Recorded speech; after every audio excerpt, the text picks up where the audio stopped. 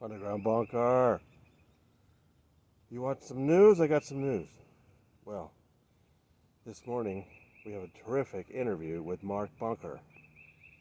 After Tracy McManus's big blockbuster over the weekend at the Tampa Bay Times, we couldn't wait to talk to Wise Beardman to get his thoughts on this stunning new development in Clearwater. And if you don't know what I'm talking about and you're watching this at YouTube, you got to come over to tonyortega.substack.com. Check out the latest stories. Sign up for free emails. You get all of our stories right to your inbox.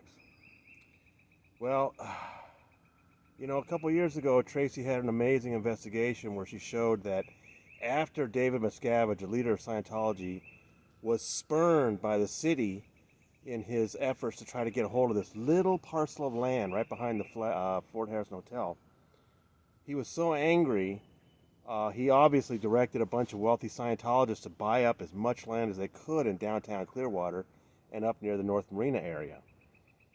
And we all knew that this was, a coordinated effort by Miscavige. My glasses are fogging up a little bit here on my bike ride. We knew, but, there was no proof of it until now. Tracy's gotten a hold of this email showing not only that purchases are being coordinated with Ben Shaw at the Church of Scientology there at the Flag Land Base, but that these wealthy Scientologists had brought in an out-of-town ringer, a shill, a developer by the name of Rodney Riley, to front this $350 million development in the North Marina area that they want, variances from the city on codes and stuff. And, they just weren't being forthcoming about who was really behind it, which was in particular this OT8 Scientologist Stephen Epstein, who's up in Nashville, and also Trish Duggan, ex-wife of Bob Duggan, the couple that's given at least $1/3 billion donations to the Church of Scientology. So they were up to something. They're trying to create some kind of a complex up near the North Marina, and Mike Rinder had a really interesting suggestion that this was Dave basically trying to extend the Flag Land Base up there because things are going to get a little too noisy in the downtown area with all this great new development that Mark Bunker and the other city council people are getting done. I thought that was an interesting notion. So I just wanted to know what Bunker thought about all this and had a great interview with him last night. And, he was talking about how he thinks the deal is dead now. They're not going to get approvals now. I mean, come on, this city council. I know sometimes Mark has trouble with the other city council members, but come on, they can't go along with this now. I think this Riley's going to have a real hard time getting stuff done at this point. But the other little surprise I had, maybe people in Clearwater knew this, but today Mark said he's being sworn in as the vice mayor of Clearwater.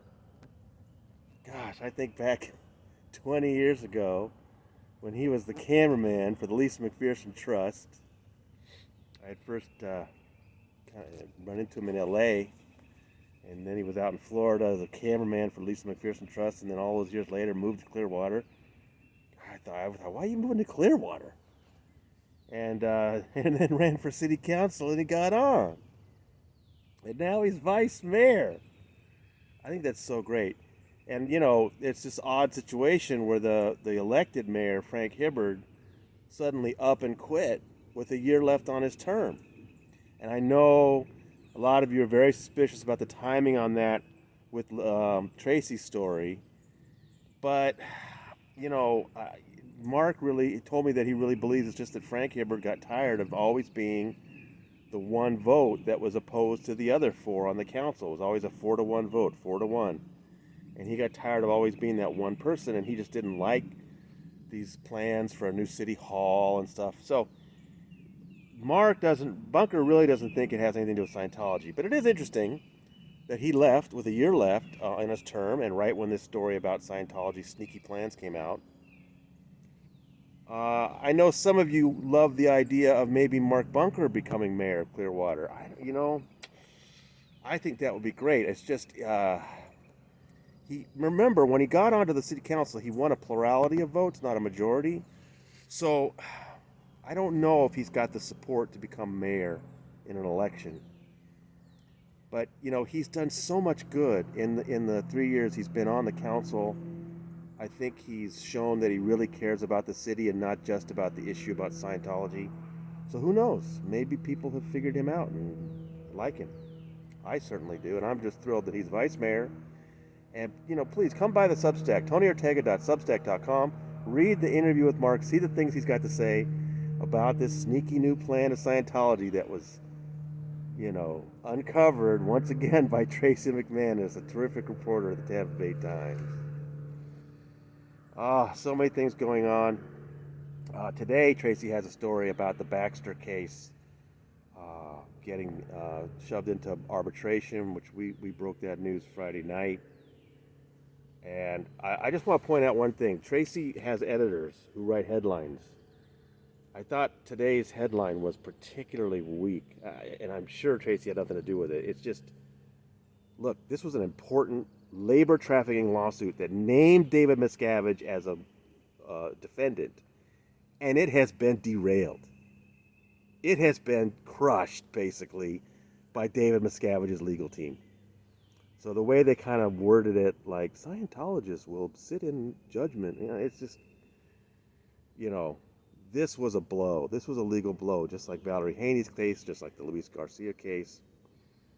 I think I'm going to go over some of that history this week in the Substack. But anyway, I just really feel for Valeska Paris and the Baxters. They put a lot of energy into this, a lot of effort, especially if you read their amended complaint and all the additional things they put into it. I mean, they had to have spent a lot of time with these attorneys digging into things I'm sure they didn't want to think about. Laid it all out there for the world to see in these legal documents. They had great attorneys filing really top-notch filings, and then this judge just said, "There's nothing I can do. This is the law. I know it's not." He even acknowledged how bad it looked. He knows how. That's why he filed his rulings at Friday at 5 p.m. I'm fortunate I saw it at about 6 p.m. I thought I better check to see if anything came in today. Boom! So I jumped on those, and Friday night broke that news. It was just so devastating. We'll see what they do about it, but you can see what Valerie, in her case, she spent 3 years fighting that ruling, and now she's about to go into the arbitration itself. And luckily we got to hear how she felt about that. She gave an interview. So a lot of things going on. Please come by the Substack, check things out.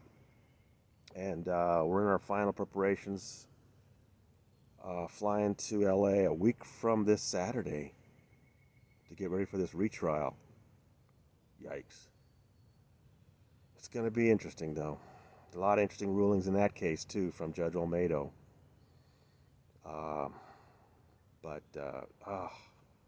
Long days, typing as fast as I can. It's coming. All right. Somewhere on Buckout Road in New York, this is your proprietor signing out.